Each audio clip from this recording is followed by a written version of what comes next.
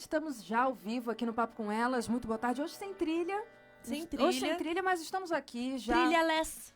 Olha Estamos só, trilha-less. Trilha-less é ótimo, hein? Já aqui, eu tô perdida na hora, aqui 1h05 aqui em São Paulo, Papo com Elas começando, terça-feira de sol. Já finalmente o sol voltando a aparecer, esquentando de novo, vai voltar a dar aquele calorzinho durante a tarde. Ai, delícia. Tava sentindo falta, Lu? Ai, não, frio, nem pinguim gosta de frio. A gente nem já, pinguim gosta de frio. Vou usar esse argumento forever agora. Vou falar que nem pinguim gosta de frio. Os polos vêm pra cá e o pessoal mete eles na geladeira quando eles chegam pois aqui. Pois é, sem dó, né? Olha, coitadinhos. Estamos já ao vivo pelo Facebook, facebook.com/papo com elas oficial. O nosso Twitter é o @papo-com-elas. O nosso Instagram é o @papo-com-elas-oficial. Nosso canal do YouTube é o youtube.com/papo-com-elas-oficial. Vai, aproveita, entra lá no nosso canal, se inscreve, clica no sininho. Veja essa entrevista que vai entrar mais tarde lá. A gente agora está ao vivo pelo Face. Mais tarde essa entrevista entra ao vivo no YouTube. Aproveita, se inscreve e receba esse e todos os vídeos que a gente já tem desde o início da programação, que foi lá em janeiro. Tem coisa muito legal pra rir, pra chorar, pra ficar com raiva, não é, Lu? É isso mesmo. Aproveita pra ver todo mundo que já passou por aqui. Teve a Bárbara Gance, a Paloma Totti, Vitor de Castro, a Irene Nagashima do Cine Materna. Isso, muito São legal. Entrevistas incríveis, importantes. Da Irene bombou, foi demais, né? Também. São entrevistas legais, importantes, muita coisa importante para você saber também. Então aproveita, né? E se quiser também assistir os nossos vídeos e ver os nossos conteúdos, aproveita para acessar nosso site, papocomelas.com. E aí lá você também encontra um monte de texto bacana sobre maternidade, sobre comportamento, sobre filhos, sobre empreendedorismo, tem de tudo que é do universo feminino. E tem bastante atividade também para fazer, né? E se Sim, você não quiser ver eventos. o vídeo, você só quiser ver as matérias, tem o nosso LinkedIn. Então a gente está em todas as redes, praticamente. Nós Google. vamos dominar o mundo, Vamos gente. dominar as redes Anota sociais. aí. Aquelas, Fica a né? dica, Anota aí. Né? Papo com Elas dominando aí todos os assuntos. E hoje o assunto é muito interessante e que tem muita mulher que passa por esse problema e não sabe nem como buscar ajuda, não é, Lu? Exatamente. De repente, dependendo da extensão, do tanto de anos que ela tem passado por isso, ela acaba achando até que é uma coisa normal na vida dela e acaba até fugindo, né, de uma vida sexual mais realizadora para ela. Exatamente. O papo da gente hoje é que muitas mulheres sentem dores no momento do ato sexual.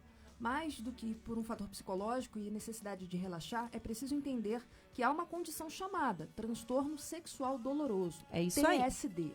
Isso aí, desculpa, Li, te Não, atropelei. Pode falar. O estudo Transtornos Sexuais Dolorosos Femininos, conduzido por Ana Patrícia Vancini, Brasil, e Carmita Helena Najar Abdo, para o Programa de Estudos em Sexualidade do Instituto de Psiquiatria do Hospital das Clínicas da Faculdade de Medicina da Universidade de São Paulo, trata a fundo a questão e revela que o transtorno sexual doloroso, TSD, feminino, é uma condição altamente prevalente e acarreta grande impacto negativo na qualidade de vida das mulheres. As principais causas são a dispareunia, que é a dor superficial e profunda, o vaginismo e o transtorno sexual doloroso não coital. No Brasil, 17,8% das mulheres sentem dor recorrente durante a relação. E aqui no estúdio da Rádio Show, hoje nós estamos recebendo a visita da doutora Débora Pádua, fisioterapeuta pélvica especializada em transtornos sexuais dolorosos, para falar sobre a condição e as formas de tratamento. Tudo bem, Débora? Tudo bem, muito obrigada pelo convite. Nós que agradecemos aí a correria, a abertura na agenda para poder estar aqui com a gente hoje, para esclarecer o que é isso, que a gente falou um monte de nome aqui, né? Dispareunia, vaginismo. Exatamente, e aí para explicar tudo isso para quem está nos ouvindo, de repente até passando por um problema desse, nem sabe que isso é uma condição e o melhor de tudo, que tem tratamento. Exatamente. Para resumir, quando a mulher tem dor na relação sexual, existe algum problema. Então a mulher ela precisa pensar que se ela tem dor, algo não está normal com ela. Então ela precisa de ajuda. E pode ser diversos fatores que causam essa dor. Essa dor ela pode ser temporária, mas ela pode ser persistente. E é aí que mora o problema, né? Então a gente divide isso em vaginismo e dispareunia quando se torna algo persistente. Então, em alguns momentos, ela pode provocar uma determinada contração que dificulta a entrada, não só na hora da relação sexual, mas também para fazer exame ginecológico, para usar uma pomada ginecológica. Então, são algumas coisas que a mulher deixa de se cuidar pela dor. Então, isso a gente considera como o vaginismo. Então, essa dificuldade de penetração mesmo. E aí, tem alguns pontos que a mulher, ela chega a ser tão doloroso que ela realmente não consegue ter penetração nenhuma e muitas mulheres chegam a deixar de ser mães justamente pelo problema. Poxa vida. Então, é algo bem sério. Como se travasse mesmo, né? Ela não tem um relaxamento suficiente para fazer deixar a musculatura relaxada para ter uma relação. Isso. O que acontece? Em volta do canal vaginal, nós temos músculos, né? Como qualquer outra parte do nosso corpo. E aí, o que acontece? Essa musculatura, quando a mulher está nas preliminares, por isso que as preliminares são tão importantes para as mulheres, porque ela modifica a estrutura do canal para a penetração. Então, as pessoas ficam falando que as preliminares são muito importantes, mas não diz por quê. É nessa hora que o nosso corpo se prepara fisicamente para a penetração. Então, se a mulher não relaxa essa musculatura nesse momento, é a hora que ela passa a ter dor.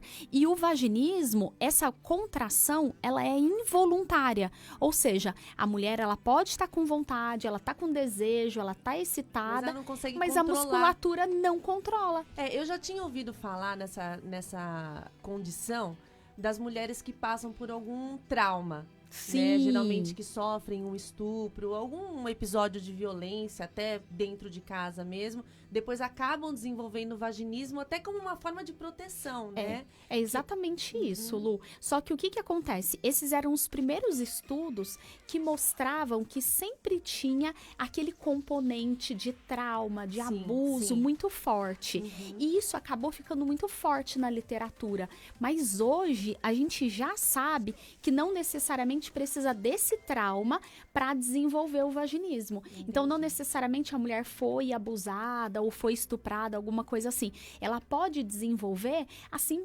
simplesmente por uma memória de dor. Então, uma coisa que a mulher tem, vamos falar bem assim, simples, para as pessoas entenderem, uma candidíase, que dá uma coceirinha, às vezes no verão, vai para a piscina, fica de biquíni molhado, ela pode ter uma candidíase que é um fungo que tem ali que acaba proliferando. Então, o que acontece? Essa mulher, se ela for ter uma relação sexual com a candidíase, pode gerar um estímulo de dor. Entendi. E isso parece que se instala em algumas mulheres e elas criam um ciclo de dor que elas não conseguem sair mais. Entendi. E aí isso se torna um problema na relação. Débora, mas todo mundo que tem candidíase, então quer dizer que não pode ter relação? Claro que sim, não é mas isso. o ideal tá vendo que tem alguma coisa errada? Vai pro ginecologista. Trata primeiro, depois volta a ter relação. Porque esses estímulos de dor persistente pode gerar um estímulo maior e pode desencadear algum tipo de disfunção feminina. De alguma maneira, não deixa de ser uma memória de um trauma, né? Sentir a dor de alguma maneira não é uma coisa violenta, mas não deixa de ser um trauma, né? Nesse caso da candidíase, você fala quando é uma coisa que não é tratada corretamente. O que acontece? Quando a gente tem algo simples, como uma candidíase, a gente vai, trata, e o canal, ele pode ficar um pouquinho sensível nas próximas relações. Às vezes na primeira, segunda relação, depois o ideal é normal. Por causa do tratamento em si. Sim, por causa do tratamento, porque alterou ali a flora que existe vaginal. Então, isso pode acontecer. Depois tem que voltar ao normal.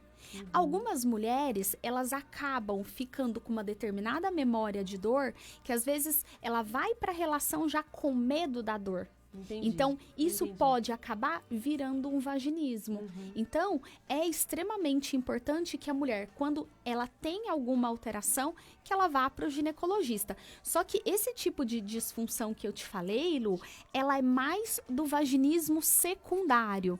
Ou seja, a mulher, ela teve uma vida sexual normal até então, ela gerou algum estímulo de dor, que para ela pode ter ficado essa sensibilidade alterada, e aí ela pode ter um vaginismo secundário. Ou seja, qualquer mulher pode desenvolver um vaginismo em qualquer momento da vida. É mais comum no início de vida sexual como o vaginismo primário. Então, teve a primeira relação, teve um estímulo de dor que a gente não sabe ainda, dar todos os detalhes ainda, a gente não descobriu tudo sobre o vaginismo, né? Então, essa mulher simplesmente não consegue consumar o casamento. Quando é casada, eu falo casada porque eu tenho muita paciente que às vezes casou virgem e acabou não conseguindo ter a primeira relação. Mas eu já tive mulheres também que já trocaram de parceiros, porque às vezes acha que o problema é o parceiro, que às vezes ele não tá fazendo alguma coisa legal. Trocou de parceiro, continua travada do mesmo jeito. Poxa vida, acaba o casamento. Sim. Acaba o relacionamento. Acaba a vida sexual. Não, de repente o relacionamento pode funcionar por outras coisas, mas acaba o relacionamento. É difícil, né? Ainda mais num casamento. Né? E Débora, muita gente sofre da TSD e acaba sofrendo em silêncio. Por que você acha que as pessoas não procuram ajuda? Seria por próprio desconhecimento da condição? Olha, eu acho que o desconhecimento não só das pessoas, mas também dos profissionais. Então, muitos ginecologistas desconhecem o vaginismo. É justamente essa frase, Lu, né? Que eles falam para as pacientes. Então, toma um vinho, relaxa. Se você fizer isso, você deve estar ficando muito preocupada, tá estressada, e não é bem assim. Então, eu já encontrei muitos casos, por exemplo, que a paciente não tinha, parecia do lado de fora, quando a gente vai examinar, que ela não tinha nenhuma alteração, e quando você vai ver, a paciente tem uma alteração anatômica. Às vezes um ímen diferente que não consegue se romper de jeito nenhum. Então, assim, os profissionais ainda desconhecem o problema. Então, não é só falha disso. E a comunicação também. É engraçado que as pessoas não gostam muito de associar sexo à dor. Parece que existe uma negligência com as mulheres mesmo de encarar isso como um problema. O homem não fica tendo uma relação sexual com dor, mas a mulher, ela vai suportando. Às vezes eu fico aqui pensando, você falou, eu tava pensando que às vezes, talvez ela... como a gente falou no começo, às vezes aquilo começa a fazer parte da vida dela, ela acha que é normal. Fala assim, sexo é dor, transar dói. E quem teve dor na primeira... E quem teve dor na primeira, ela encara exatamente dessa forma. Eu acho que é isso mesmo, ela não o problema tem referência, é meu. Né? Ela não tem referência pra falar, não, essa vez tá errado, tem alguma coisa errada aconteceu aqui. Não tem referência, às vezes tem aquelas crenças que... Crenças também, falam, né? Que mulher não pode nem reclamar, né? Falar, não, se eu reclamar que eu tô com dor, ele vai achar que eu não gosto. Porque acontece isso também. É o medo de desagradar, né? Se eu falar que eu tô com dor, meu marido vai achar que eu tô fazendo, né? Que eu tô criando coisas e que eu não gosto dele, ou que eu tô traindo ele. Acontece. No relacionamento, dentro de um relacionamento, acaba sendo tudo muito complicado. E, Débora, a TSD, ela é difícil de ser diagnosticada? O que pode ser feito para melhorar a questão, para proporcionar uma melhor qualidade de vida para essas mulheres? Olha, a primeira coisa que a mulher tem que encarar é que, como eu falei no início, o sexo, ele não pode ser doloroso. Se tem dor, tem alguma coisa errada. Exatamente. Você me lembrou uma vez a Carol Salazar. Nós recebemos a Carol Salazar aqui, que ela tem um site dedicado à endometriose. Exato. Que ela teve endometriose por 30 anos. Olha que horror. E ela falava justamente isso, que a vida dela era a relação sexual com muita dor. E aquilo pra ela, até que ela descobriu que ela teve endometriose, que ela demorou muito pra descobrir, que eu acho que é o mesmo caso do TSD, demora muito pra diagnosticar, aquilo ela falava assim, é assim. Ponto final. É assim, porque não tem referência. Vai no médico, o médico fala, você não tem nada. É coisa da sua cabeça. Exames. E a endometriose, eles fizeram alguns estudos agora que eles mostram que leva mais ou menos 7 anos para a pessoa descobrir que tem endometriose. Agora, eu já tive pacientes que chegaram para mim com mais de 30 anos de casada e tinha ímen ainda, porque não conseguiu ter uma relação.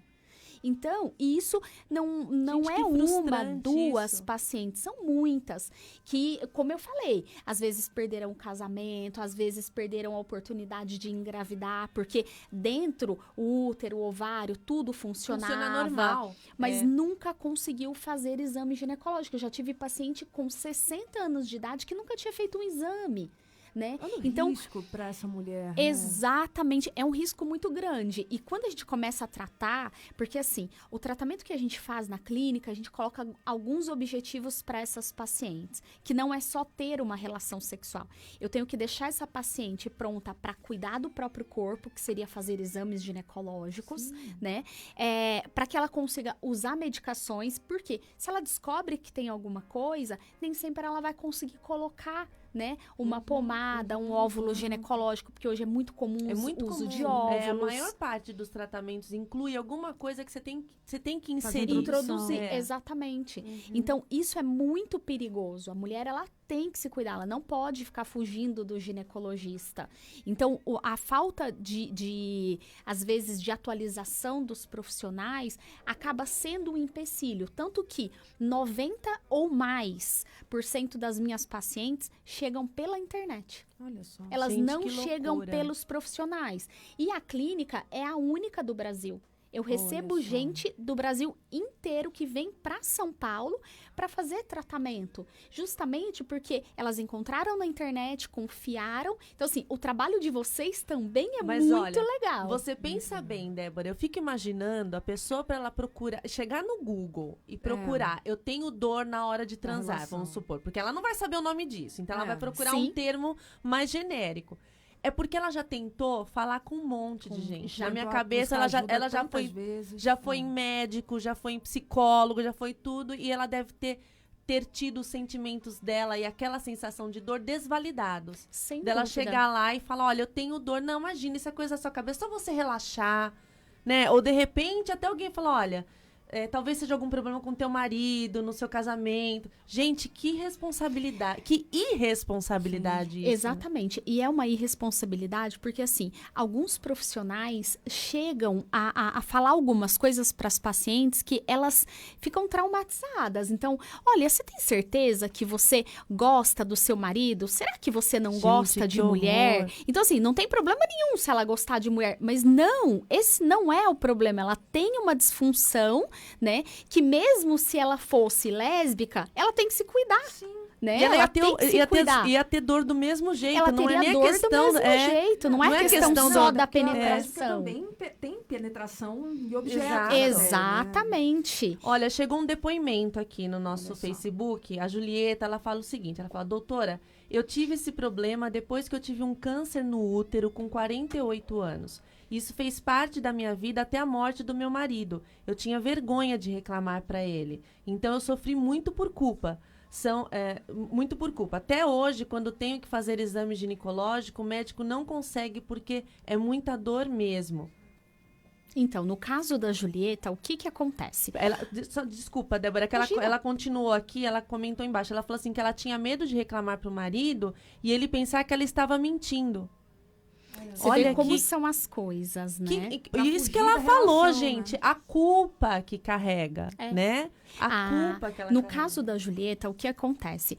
Quando a paciente tem algum tipo de câncer, isso é outra coisa que muitas pessoas não avisam, muitos profissionais. Quando uma mulher tem o câncer de útero, que é um câncer que, assim, é muito sério no Brasil. Se não me engano, ele tá na terceira posição que mais mata, tá? O que acontece? O tratamento que se usa, ou a radioterapia, faz com que o canal colabe, ele fecha, se a mulher não cuida. Então, ela precisa usar dilatadores vaginais, que a gente também usa para esse tipo de tratamento. É necessário o auxílio de um fisioterapeuta pélvico para que essa mulher acabe não perdendo o canal vaginal, né? Então, imagina, você tem um câncer, além de você ter medo de tudo que esse câncer pode te trazer, ele também pode acabar com a tua vida sexual. Então, é muito sério. E, às vezes, os profissionais acabam só dando essa importância para o câncer, mas não fala sobre o que vai acontecer com essa mulher depois. Então, a Julieta, se ela ainda tem canal vaginal, se ela tinha relação, quer dizer que ela não perdeu o canal, né? Ele não estenosou, que a gente chama, que ele cola uma parte na outra. Então, ela pode ainda ter alguma alteração ali do lado de fora, só muscular, justamente por ter gerado dor, que às vezes com a fisioterapia ela pode ter ajuda. Então, ela pode procurar um profissional, porque ela pode ainda ter uma vida sexual. Ela não tem mais o marido, mas ela pode talvez querer ainda ter uma vida sexual com outra pessoa. Então, ela pode sim procurar Ou pelo ajuda menos por o conforto de poder fazer um exame ginecológico sem sem sentir dor, dúvida, né? sem dúvida. Tirando a sexualidade de lado, né? De cuidar poder de se si, tratar. né? Que é o- Poder Sim. se tratar, né? Sem dúvida. E a mulher, ela é muito mais sensível externamente do que internamente. Então, se é um casal, que eles são parceiros, que a mulher consegue falar sobre o problema, às vezes eles conseguem fazer outras coisas que também não leve à dor, como era no caso da Julieta. Ou até o marido pode estimular e ajudar ela a procurar uma ajuda que realmente Sem trate o dúvida. problema, assim. Sim. Entenda que aquilo não é uma mentira, não é coisa da cabeça dela e que vamos procurar juntos uma solução, né? O que eu tenho muito problema, tanto na parte da dispareunia, que é quando a mulher tem a relação, mas ela acaba sendo dolorosa, quanto o vaginismo, o que acontece? A mulher, num primeiro momento, ela não quer contar para o parceiro. A partir do momento que ela conta e ela vai no médico e o médico diz que ela não tem nada, acaba se tornando um problema no relacionamento. Porque aí o homem começa a entender que ele não está sendo desejado, que talvez ela tenha outra, né? Então, acaba criando-se um problema enorme, né, em cima de algo que talvez se ela fosse avaliada de uma forma adequada, talvez isso não aconteceria. Agora, no começo desse ano, saiu uma reportagem muito grande na televisão aberta sobre o vaginismo. Sim, E depois disso, então, e foi muito interessante, muito, Olivia, porque o que aconteceu? Os médicos, eu acho que eles começaram a receber muitas pacientes no consultório.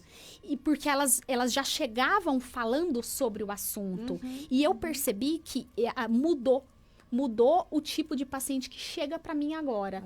Porque elas chegam falando, eu fui no médico, o médico acha que pode ser vaginismo e falou que era para eu procurar ajuda. Entendi. Então, agora eles começaram a conhecer, mas é engraçado, né? Ter que sair numa TV aberta primeiro, você vê como o papel, né, da imprensa acaba sendo tão importante até nessa questão. A informação, né, gente? a informação é tudo. Por isso, o desespero da pessoa que chega a procurar no Google, né, tenho dor na hora de transar, é tão grande que, sabe, é aquilo da desvalidação do teu sentimento, chegar num médico, uma pessoa que você confia, e ele virar pra você e falar isso, não, isso é coisa da tua cabeça, você não tem nada. É a pior coisa que existe, que a dor agrava, né? Acho que junta até o fator psicológico junto, porque ela começa a se culpar, e aí o vaginismo fica mais agudo ainda, ou a dispareunia. Aliás, qual que é a diferença? A dispareunia, ela consegue ter a relação com dor, e o vaginismo, ela não consegue ter relação, é isso? Então, na literatura antes era dividido dessa forma. O vaginismo não conseguia ter penetração de jeito nenhum e a dispareunia, você conseguia ter a relação, mas com presença de dor. O que aconteceu? O último DSM-5 que teve, que é um estudo, que eles dão nomes a isso, eles fazem a nomenclatura, eles acabaram juntando o vaginismo e a dispareunia. E foi aí que virou transtorno de Ah, dor tá. gênito-pélvica. Entendi. Mas ainda tem muita literatura, muitos livros que se fala de vaginismo e dispareunia. Então, tem horas que parece meio confuso. Então, quando eles juntaram esses dois nomes, o que pra gente, pelo menos eu achei muito interessante essa junção, porque tem mulheres que chegam pra gente, quando ela conta a história, parece vaginismo, e quando você toca, você percebe que não, que ela não faz uma Entendi. contração, mas ela tem dor. E, às vezes, o oposto também acontece. Ou tinham médicos que recebiam as pacientes e falavam, olha, mas você tem relação? Não, eu tenho relação, mas eu não aguento de dor. Não, mas então você não tem vaginismo. Então, hoje a gente já sabe que não é isso. Então, tem que ser uma avaliação um pouco mais detalhada, né? Então, esse nome, transtorno de dor gênito-pélvica, ele veio para melhorar, mas ele é mais difícil de ser encontrado. Entendi. Então, ainda é por isso que a gente ainda usa muito o nome vaginismo e dispareunia. Vamos Entendi. pro intervalinho Vamos, agora? A vamos. gente tá falando, a gente nem respirou, nem deu break ainda. A gente vai pra um pouquinho de música agora. Daqui a pouco a gente volta, não sai daí.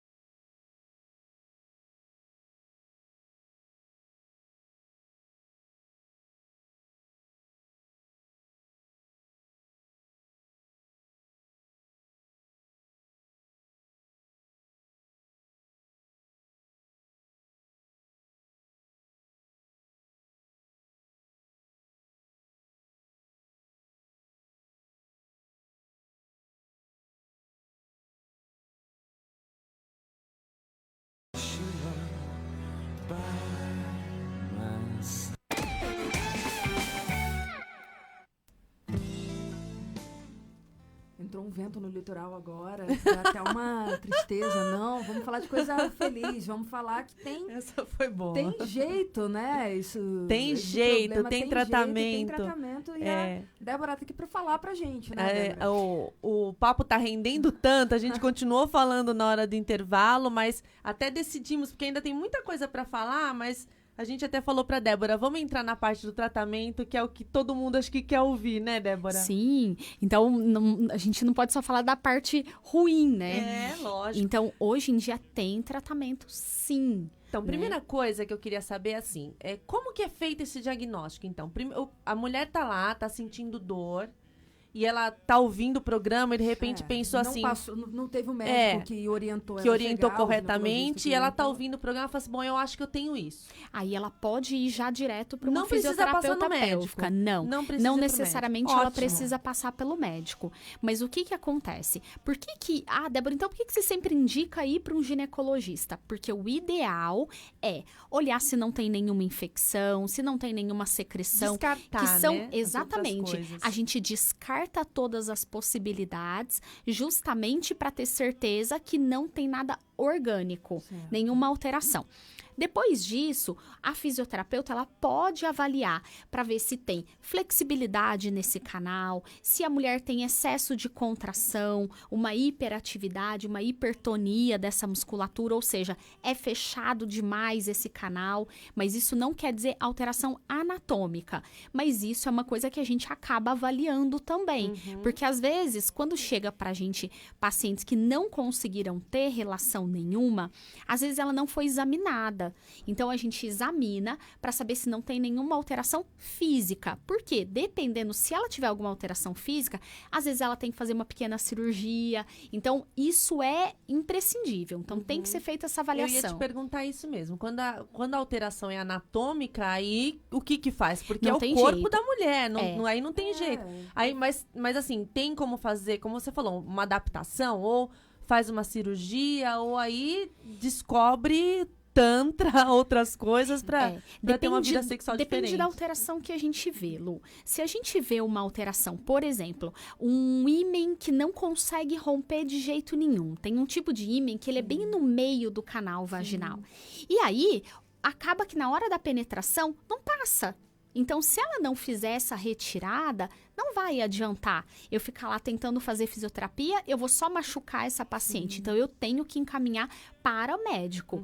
Débora, você tem parceria com algum médico? Não, eu não tenho parceria com nenhum médico, mas na minha clínica eu tenho uma lista de médicos que ela é montada pelas nossas pacientes. Legal. Então, essas pacientes bacana. visitam o médico que ela escolhe, ela vê se ela foi bem atendida, se ele sabia sobre a história, se resolveu o problema, e aí ela manda pra gente nome, endereço, telefone do médico, que e a gente incrível vai isso. montando. É isso aí. Porque aí a gente sabe que outras pacientes foram. Se outras pacientes continuam indo e não foram bem atendidas, a gente tira o nome.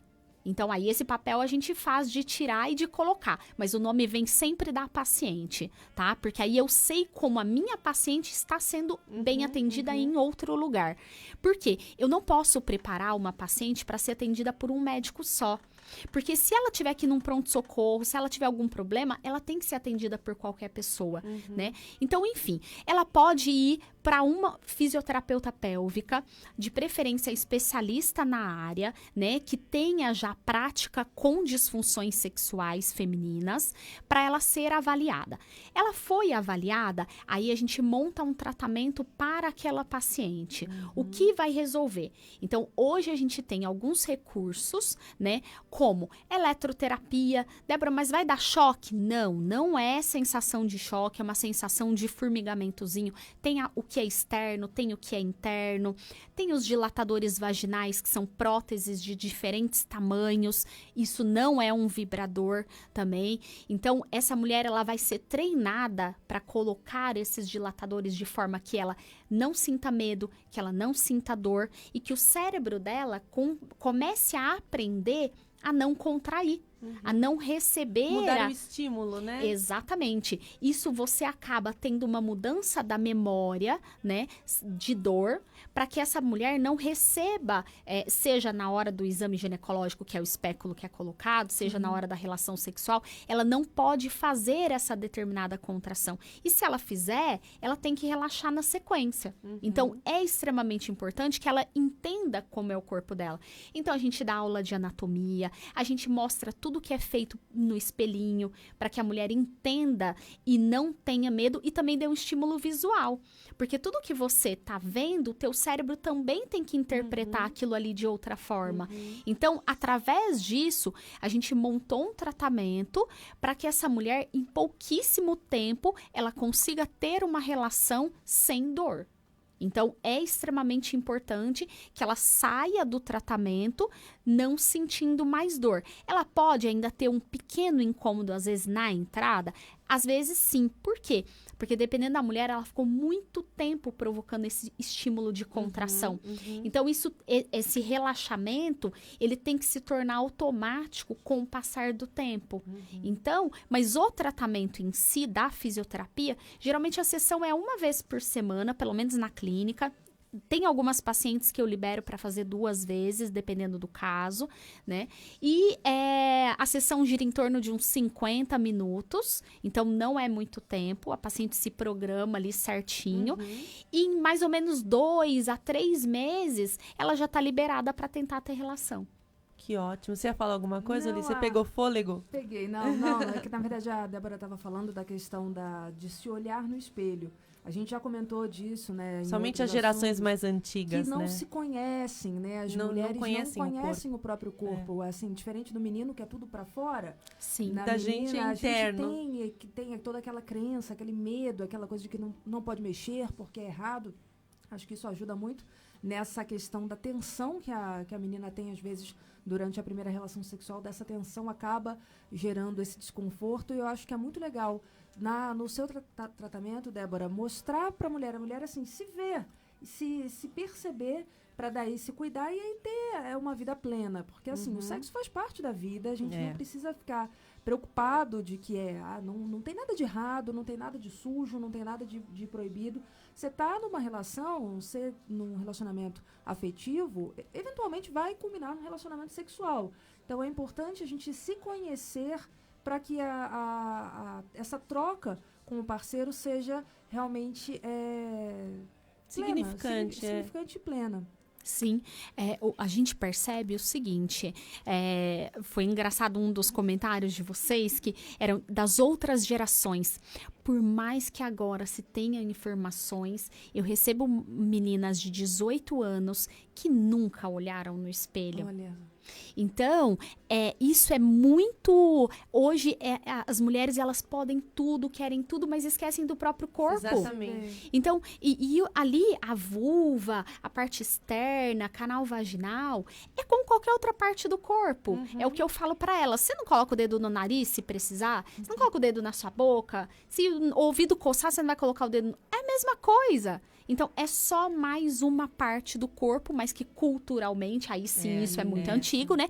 Culturalmente, a gente não foi ensinada a fazer isso. E é difícil passar para as filhas também, né? Porque se você não aprende, fica mais difícil de você saber como fazer. E isso vai perdurando, que não deveria ser desse jeito. Mas é importante trazer essa naturalidade Sim. pro órgão genital, porque aí a educação sexual passa a ser algo natural também. Você consegue falar sobre sexo e, de repente, diagnosticar precocemente um transtorno sexual doloroso porque você tem conhecimento do que está acontecendo. Porque eu acredito quando você, das suas pacientes, quando você coloca o espelhinho ali, ainda mais uma que nunca se viu, Sim. né? Você coloca o espelhinho, você tá mostrando para ela o que tá sendo feito e ela consegue entender visualmente ali, ela tá vendo o que tá sendo feito, acho que a cura é até mais rápida. Mas não tenha nem dúvida disso, Lu. Porque se você consegue perceber que a tua vagina, a sua vulva, são partes do seu corpo, como qualquer outra, se você precisar, você vai olhar. Se você precisar, você vai tocar. E quando a gente dá essa aula lá, a gente não dá uma aula só externa, como a gente vê em livrinho, tudo. Porque no livro é tudo muito bonitinho, é tudo separadinho, tem um buraquinho que você consegue enxergar. quando você olha, você fala, gente, parece tudo a mesma coisa. O que eu tenho que fazer? Onde que entra? O dedo cabe na uretra? Então, todas essas coisas a gente ensina. A gente ensina a colocar o dedo dentro do canal vaginal, onde é a uretra, onde é a bexiga, onde é o útero. Porque a mulher, quando ela vai para a relação, ela tem uma noção do que está acontecendo dentro dela, né? O pênis está tocando onde? Doeu por quê? Então, por quê? Justamente foi o que a Olivia falou. Do homem, o pênis é todo externo. O genital dele é todo pra fora. Então, assim, ele tem uma facilidade muito grande de se olhar e se tocar, porque ele foi ensinado a fazer isso. Agora, o nosso é tudo interno. E a gente foi ensinado a não tocar. Não toca, não olha, se você colocar o dedo você vai se machucar. E não é assim, principalmente, óbvio, se é uma mulher virgem, ela ainda tem o ímen, ela corre o risco de romper esse ímen. Lá na clínica a gente faz o toque mesmo com a paciente tendo ímen, mas a gente consegue tocar sem romper. Mas ela sozinha, ela corre esse risco? Sim. Mas depois que ela tem relação, ela pode tocar o próprio canal sem problema algum, como ela toca qualquer parte do corpo. E deveria ser natural. É uma questão de autoconhecimento, né? Sem dúvida. Nossa, total. Você falou do tratamento, né? Que ele é personalizado. Então, cada paciente tem ali a sua necessidade, até porque em uma vai ser a dispareunia. Enroscou. Esse nome é enroscado mesmo. Tava saindo, mas agora parou.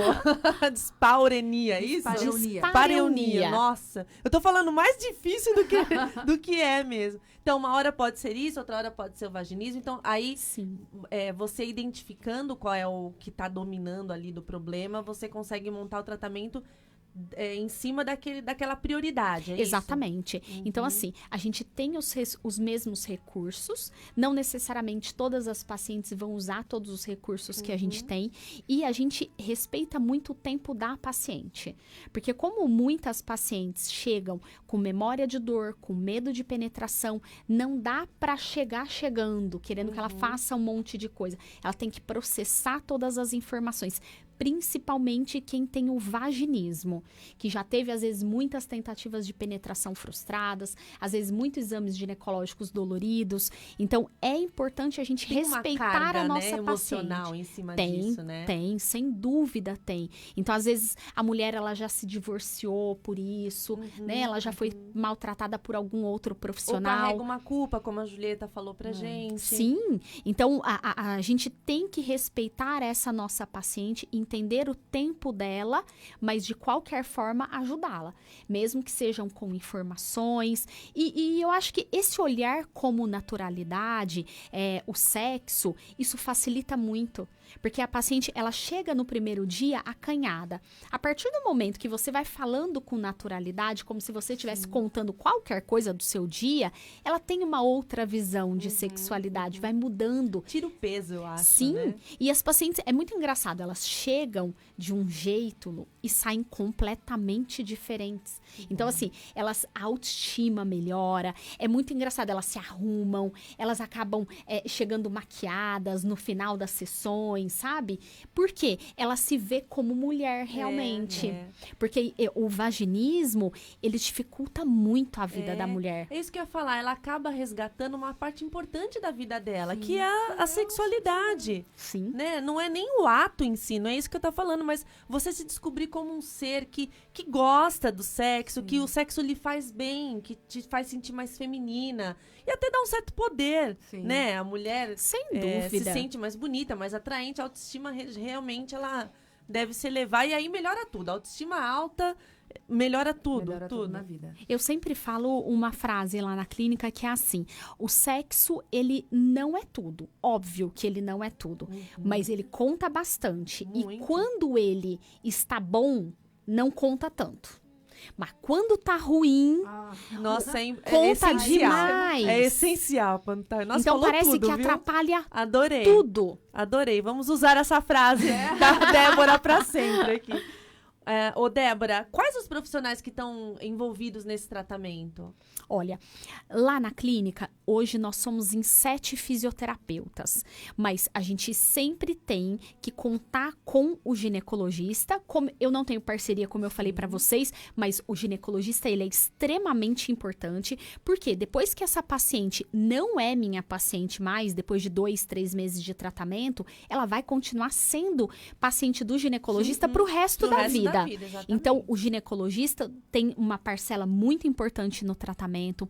Se a gente precisa de alguma psicóloga, aí psicóloga, eu tenho algumas parceiras, não dentro da clínica, mas encaminho para algumas pessoas que têm prática com essa área também. Então, eu gosto de encaminhar as pacientes que têm pânico, que são muito ansiosas, às vezes elas precisam de um tratamento também da psicóloga. Outra coisa é a psiquiatria. Então, em alguns casos, a gente precisa também, às vezes, da ajuda de uma psiquiatra, porque às vezes tem paciente que ela, além dela ter o vaginismo, ela tem, por exemplo, um toque. Então, às vezes, ela precisa da medicação, senão ela não dá conta do tratamento. Ou também muitas mulheres que chegaram a ficar depressivas por conta da disfunção. Então, aí essa mulher não tem jeito, eu tenho que encaminhar também para psiquiatria. Chegou aqui uma mensagem da Dani Silva, ela diz, preciso de ajuda. Tá aí, Dani, ó, a Débora tá aqui. Entre em contato com ela, ela vai deixar os contatos dela daqui a pouquinho. Você já aproveita e já vê aí como é que pode conseguir resolver seu problema, qualquer que seja aí, né? Débora, só para fechar, você falou do tratamento mais ou menos uns 3 meses, né? Isso com todas, isso varia de mulher para mulher? De mulher para mulher. Como o tratamento é personalizado, é assim, tem alguns casos que eu indico entre 8 e 10 sessões, outros casos de 10 a 12 sessões, depende da gravidade dessa paciente. A paciente que tem muito medo de deitar na maca ginecológica, medo de ser tocada, essa provavelmente ela vai ficar um tempinho maior, mas assim, geralmente, mesmo as pacientes muito graves, a gente chega por volta de 20 sessões, 20 e poucas sessões. Mas a maioria que a gente tem no consultório, muitas vezes é leve a moderada. Só que a paciente que sofre, ela sempre acha que ela é o pior caso. Ah, sim, com certeza. A dor sempre é maior na gente. Exatamente, porque ela sofre com aquilo ali. E eu super entendo, mas quando a gente avalia, às vezes ela é um caso leve de alteração de musculatura, do medo de ser tocada. Então, a gente percebe que o tratamento pode ser rápido. Débora, uma pergunta que acabou ficando perdida aí no meio da conversa, que acabou não sendo feita. Você falou da questão do pós-parto, da menopausa. E durante a gravidez, tem risco também da mulher? E aí, se ela tem, como cuida, já que está com uma situação um pouquinho mais delicada? Então, quando a paciente é de vaginismo, todo mundo pergunta assim, mas uma paciente dessa pode engravidar? Ela pode. Ela pode, com uma penetraçãozinha bem parcialzinha. Eu tenho muitas pacientes que tiveram filhos assim. Não é o ideal. Por quê? Porque às vezes ela não vai conseguir fazer exames ginecológicos. Eu até tô com uma gestante que a médica dela é gracinha, super confiou no nosso trabalho, encaminhou essa paciente gestante pra gente. E eu tô fazendo um trabalho com ela para ela conseguir fazer ultrassom transvaginal. Porque ela não consegue. Então, ela tá com o colo agora mais fininho, e ela não conseguia fazer exame, então a médica liberou. Não são todos os médicos que liberam para fazer o tratamento durante a gestação. Não é o momento ideal. Sim. Então, por isso que o ideal é, quem tem vaginismo, trata primeiro, depois fica grávida, né? Mas é possível ficar grávida. Pode acontecer, né? Pode. A chance é menor? A chance é menor, mas ela pode sim engravidar. E o parto? Ela consegue fazer um parto vaginal, via vaginal? Consegue. Ela também consegue. A expulsão do bebê é muito forte. A musculatura não é forte o suficiente para segurar um bebê. Só que o que acontece? É difícil para ela deixar fazerem o toque, ver a dilatação uterina. Então, por isso que é tão importante fazer o tratamento antes da gravidez. Mas, se isso não acontecer, ela pode tentar achar algum médico que entenda o problema para que ela tenha um parto que ela achar melhor para ela e para o bebê, junto com uma conversa conversa adequada com o médico, né, para que ninguém corra nenhum risco aí. E depois disso, ela faz o tratamento no pós-parto. A Dani, ela escreveu aqui o seguinte: eu preciso de ajuda. Me casei tem 1 ano, não consigo ter relação, também não consigo procurar o médico. Dani, você envia o seu telefone aqui por mensagem que eu vou passar para Débora e aí você conversa com ela, vê se consegue ir lá fazer uma avaliação, né, Débora? Sim. Vamos aproveitar para ajudar, já que apareceu aqui, vamos fazer essa ponte para resolver esse problema aí da Dani. Casos como o da Dani é o que a gente mais tem. Então, mulheres que casaram virgens não conseguem ter a primeira relação sexual, começam a ficar desesperadas porque achava que ia ser aquela relação maravilhosa, se guardou para aquele momento. Ai, gente, que tristeza. E aí, acaba não sendo desse jeito. Mas, ainda assim, o vaginismo ele só pode ser dado o diagnóstico 6 meses depois, né, de tentar a primeira relação sexual. Mas o que a gente faz também? Hoje, eu tenho na clínica uma orientação. A paciente não conseguiu perder a virgindade, ela vai para lá e às vezes ela não precisa do tratamento. Às vezes ela só sendo orientada, ela consegue perder a virgindade sem problema nenhum com o parceiro, né? Mas com a nossa orientação do que ela precisa fazer no momento para que ela não tenha dor e desencadeie a disfunção. Muito bem. Olha, a gente podia ficar até às 5 horas da tarde falando desse assunto, porque tem muita gente procurando aqui. Mas a gente tem que encerrar, infelizmente. Deixa o contato da sua clínica, Débora. Olha, as redes sociais é colocar vaginismo, então é vaginismo.com.br. Do YouTube tem vaginismo / Débora Pádua. Então, se você colocar lá, tem vários vídeos explicando, tem perguntas e respostas, tem algumas coisas falando sobre o tratamento. Se colocar no Google como Débora Pádua, já aparece ali a parte da fisioterapia, onde eu explico tudo. Então, o que precisar, é só entrar em contato com a clínica, fazer as perguntas que a gente responde tudo com o maior carinho. É isso aí. É isso aí, Débora. Muito obrigada. A gente acabou não falando no começo, mas eu conheço a Débora de fora daqui. A gente descobriu no caminho vindo pra cá que se conhecia, né? Mundo muito pequeno. O mundo é muito pequeno.